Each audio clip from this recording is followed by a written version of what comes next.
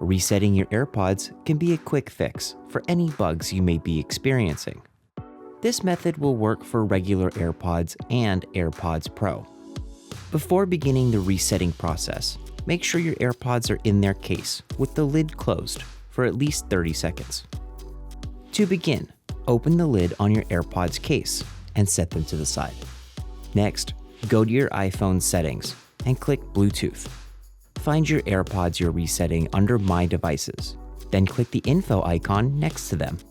Now at the bottom, click Forget this device and follow the on-screen prompts. With the AirPod case still open, hold down the setup button on the back for about 15 seconds until the light inside between the headphones starts flashing amber. Finally, follow the instructions on your phone screen to set your AirPods up again.